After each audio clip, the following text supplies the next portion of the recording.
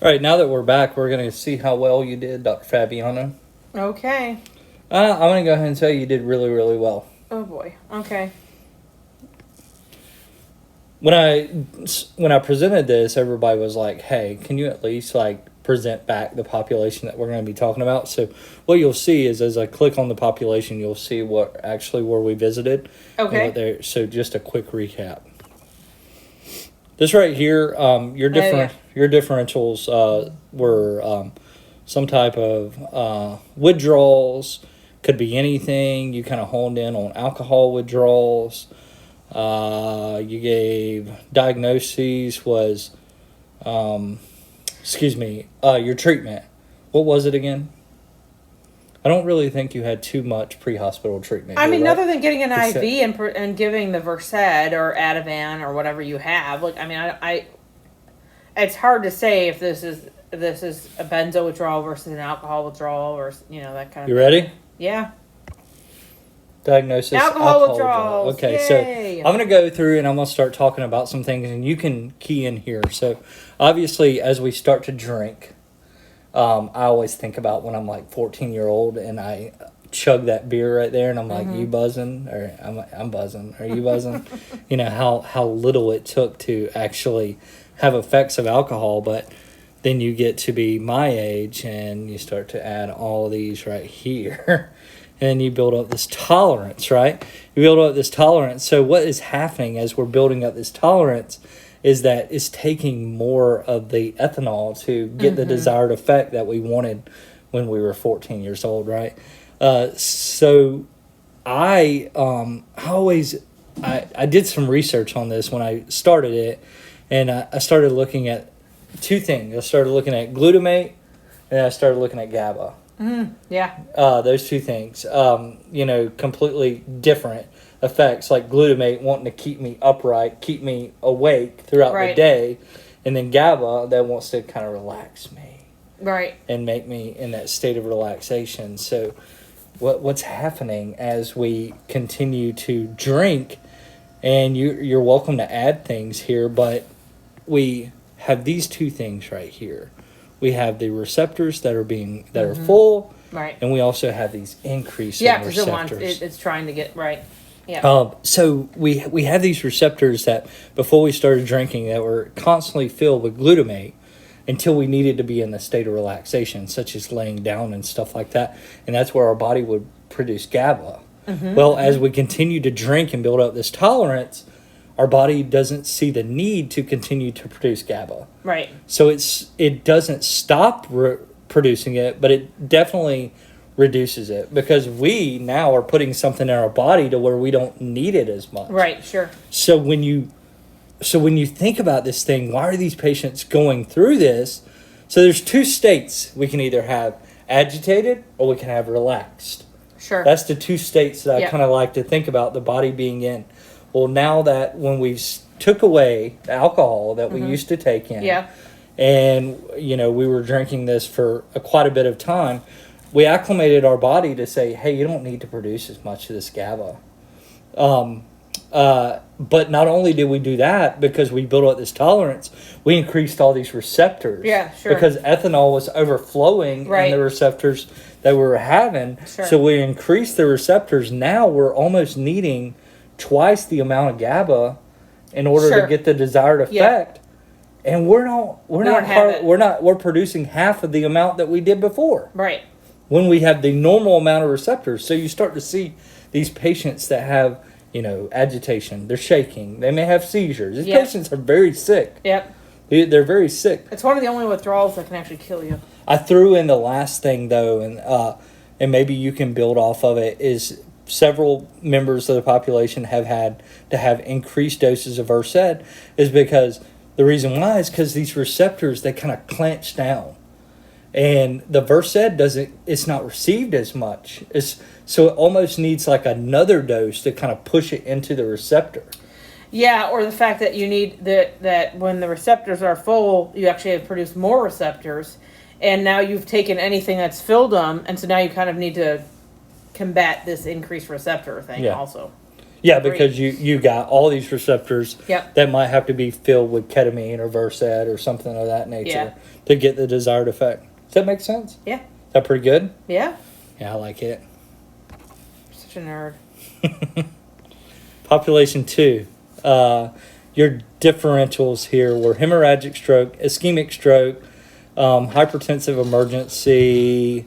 You had, I can't remember what else you said. Crest Those are- syndrome. Yeah, That's another one. I don't even know what that is. Good. But yeah, Good.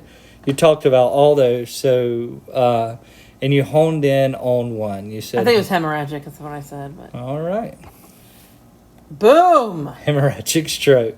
Hey. Good job. And for all our viewers out there, I swear I didn't give her any of these answers. I would not want to make anything easier on her. No, he doesn't. So she said her treatments were going to be to manage the blood pressure. What are you trying to manage?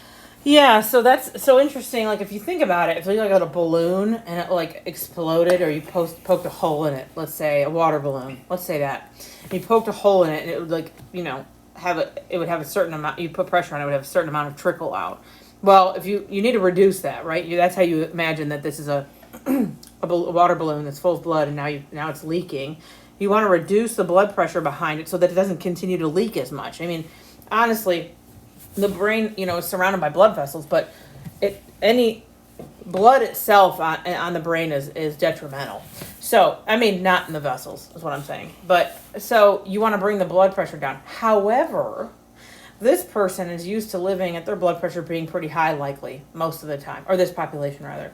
So you want to bring it down, but not precipitously, like it's got to be slow, and you really don't want it below like 180. I'm the SB, and you kind of have to bring it down a little bit, and then continue to bring it down a little bit more. And then what you want to do is for the hemorrhagic part, is bring it down.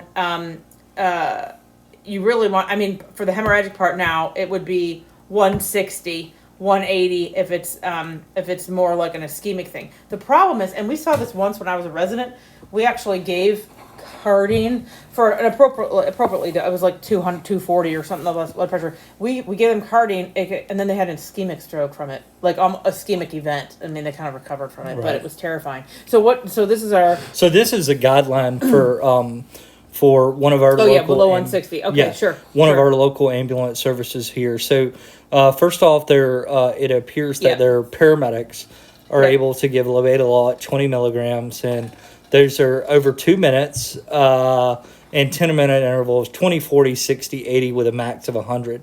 Looks like their critical care providers are able to do cardine and RNs as well.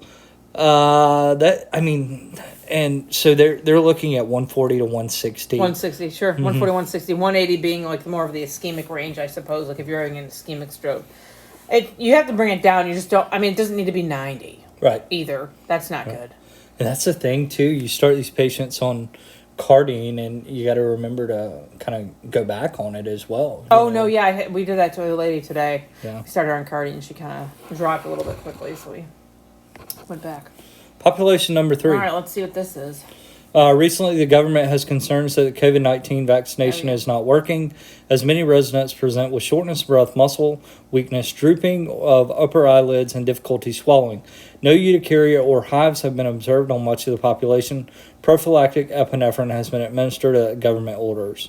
I think it's very important to say the government has concerns that there may be cult activity as the population presents with T-shirts being worn. These T-shirts are in red in color and present with white writing. The words displayed on the shirts are "Please no succinylcholine." Your differentials were myasthenia gravis, Guillain-Barré, botulism, And some kind of muscular dystrophy disorder, Yeah. like one of those weird muscular. Your diagnosis was myasthenia gravis. Yeah. All right, let's see how you did. Diagnosis myasthenia Oh, gravis. nice. So this one right here is a big stroke mimic here. This one right Yeah. here is going to get worked up as a Yeah. stroke. And Probably that's not bad. Yeah, probably to a comprehensive stroke center. Maybe a primary based off of the race score. But this one right here is going to get me. I just don't know a lot about it. The other day I randomly texted you and was like, hey, what causes myasthenia gravis? There's not a lot of research out there. There's not. And you told me a thymoma. Yeah, that's one of the causes of it. Actually, that one of the treatments was to remove that. And then the other thing is like, you know, you get the whole thing with any of those weird diseases, and I don't mean to say that those patients are weird, but those diseases like that, or MS, or a demyelinating disease where they can't like pinpoint, it's usually like an immune reaction or something is what they say. Why do we not want to give these patients paralytics? Well, I don't want you to give them succinylcholine in particular, but yeah, I mean, all those, it's just like a... They last really long, Forever. right? Forever. Yeah, so what options do we have pre-hospital? Because my biggest concern is the patient losing an airway. You know, so if I do something else. So what options do we have? Just increase sedation? I mean, I know that rock's better than sucks. You mean like to actually intubate them? Yeah. Like to actually perform the intubation? Mm-hmm. If needed. I mean, you could do ketamine with so just increase your sedation. Yeah, but here's the other thing. There's reversal agents for some of those long-acting ones anyway, but I suppose I don't know how a reversal agent would act on a myasthenia patient. Me neither. It's just a conversation I wanted to generate with you, just because, you know, I know in paramedic school and reading guidelines that's, you know. I guess you could do fentanyl and Versed. Yeah. That would be okay, too. I would call a doc. Yeah, and that doctor would say, I have no idea. Give them fentanyl and Versed. I would call a doc. So, myasthenia gravis, I like to think about this as Easter time at the Ellis household. So, let me explain to you why. So, myasthenia gravis, typically we don't get called with these types of symptoms until the immune system starts to combat the nervous system. Because literally the immune system is fighting the nervous system. Right. Yeah, so what I do is I like to explain, like, this is my aunt right here. She steps up. This is my grandma right here. She steps up. They don't have good history, and the battle is on. So they start to fight one another. And that's where we normally get called with myasthenia gravis. You agree? Sure. I mean, they have crisis. Yeah, they have this issue for a long time, but it never usually really patients know they have it. Yeah, becomes noticed until at that time the immune system starts to attack the nervous system. So that's how I kind of like to explain it. You like that graphic there? I do. I like that your aunt and grandma came into it, so that's good. Well, it's a real deal. They got in a fight one time. I don't doubt it. Population number 4. Respiratory depression plagues the whole planet. Many of the residents have been assumed to be possessed as they present with very small pupils. Some of the population presents with scratch-like injuries to arms and legs. No fruity odor is observed on the patient's breath. Your diagnosis was opioid use. Your reasoning for not saying opioid overdose was because their respiratory rate. Fair. Fair assessment. Fair. You talked about heroin. You talked about alcohol. You talked about a couple other things. So let's see what it was. It was actually indeed a heroin overdose. And I will take your argument all day long with a respiratory rate of 10 to 12. So there. It can still be an overdose with a respiratory rate of 10 to 12. You're just not going to have to do much of anything. Right. Exactly. So maybe, returning the respiratory rate to, a normal value. I'm going to allow them. Is that what it looks like? 10 to 12. That's what I got this off the internet. I've never done it. We should have asked your dad. I mean, he knows enough about. Yeah, I've never done it. I've never seen any of that. I don't know. Gross. So why did I bring this out in neurological emergencies? Why did I talk about this specifically in neurological emergencies? I think you talked about this in neurological emergencies because I would suspect that it can be a presentation that would mimic something.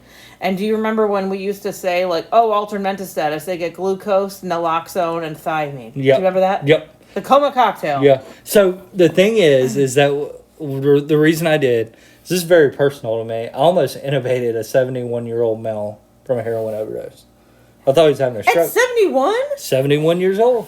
I keyed in on that too, and I thought he was having a stroke. And I want to ask you a question. So when I got out with him, he was in his car. And his pupils were deviated upwards. By the time we got him into the truck and was bagging him, at about 15 minutes later, we were able to reassess his pupils, and they were looking midline. Why would they deviated upwards? My suspicion is maybe they hypoxia. I don't know. I wonder. I mean, like, did he have a seizure that led up to that? I don't know. Like he Lost control of his eyeballs almost. I don't know, but like literally, my assessment was crap. Hypoxia. Yeah, right. My assessment was crap to begin with because we were in a car, and I was like, "This guy's had a stroke." I see his pupils are up, and I didn't reassess them. But like 15 minutes later, literally by the time we got a nasal tube out, well lubed, because we were going to nasal tube this guy because he needed an airway. I couldn't get his SATs above like 80 to 85%. So we were going to nasal tube him and take him to a stroke center. And I mean, just a crappy assessment by myself. But when I came back and I looked at him again, I was like, sure enough, his pupils are constricted. His respiratory rate's been like 6 to 8 the whole time. I was thinking irregular, rather than just like a Cheyenne Stokey sort of breathing pattern, or no, just a no, just as normal as can be. But because it was so slow, because it was so slow, that irregular breathing they get from neurologic shit show. Mm-hmm. I don't think we can say that on here. You can, you can. Good job. So you're 4 for 4 so far. I don't feel good about it. Oh, yeah. On this planet, everyone is fighting. Gunshots and stab wounds have been on the rise. Victims present with loss of function, a vibrating sensation on the same side of injury, and temperature loss on the opposite side of injury. You gigged me because being able to give you all this information because they're only responsive to painful stimuli. You gig. Why would you want less information? I don't get it. But anyways, leave it to you to gripe because I gave you more information. All right, so you first said your differential was Brown's cord, spinal cord injury, neurogenic brain injury, shock. Neurogenic shocks. It still could be hemorrhagic shock because it's a weird. It could have multitude. There could be multifactorial. You said treatments would be blood. Far as maybe some, I think you alluded to decompression. Typically your trauma type. Some pressor, some neuro. Yep. You even said neo. Epi. Yep. Any of those would be good. Mm-hmm. And your diagnosis was Brown's cord. So you are correct. This is Brown's cord. This is spinal cord injury. Yeah. And this is a big FPC question, National Registry type question right here. Oh, interesting. So it is Brown's cord. Obviously, on the same side of injury, this patient has loss of motor function and vibration, position, and deep touch sensation. Again, on the same side. I think they like this because they make you have to think about where the pathways are. But honestly, Brown's cord in particular is rare. So it's named after somebody, right? Yeah, I'm sure it is. Yeah. It's rare, though. Yeah. When I presented this, there was one of our providers in there that said that they had actually had a patient that presented with Brown's cord syndrome, and I thought that was pretty neat. She said it was very easy call, no airway protection or anything like that, just getting him to a trauma center. Interesting. And the key, what I'm being told is the key for testing when it comes to spinal cord injury, if it's going to be penetrating trauma, it's most likely going to be Brown's cord. That's what I was told. It could be, sure. Yeah. And then on the opposite side, you're going to have a loss of pain, temperature, and light touch on the opposite side. So, good job. You went for 5 for 5. Technically. I mean, unless you want to gig you on heroin use versus overdose. That's because the facts don't support. Right. Good job. I'm going to blame it on you. Yep. So this is going to be the end of our AEIOU mission. I hope you guys have enjoyed the mission. I hope you learned something. It's a little bit more interactive than what we've done so far. This is a good way to learn. I love to have different stuff. Now, we will finish at some point our mini series soon. Well, we had called up on a couple of episodes, so we were ahead. We can go in and what we're going to be talking about is heart blocks next. So stay tuned. Mm-hmm. Anything else we need to talk about today? Send us your cases. Mm-hmm. And do we still have our stuff for sale? What was that question? Do we still have our stuff for like our shirts and everything? Yes, we do. I need to get some more shirts made. So if people want shirts, just email me. Yeah. And, just because I don't want to go in and waste a bunch of fabric. But if people want shirts, I'll be glad to get those made. All right. Well, appreciate you guys tuning in. We enjoyed bringing it to you, and hopefully you enjoyed watching it. Awesome. All right. Bye-bye. Bye.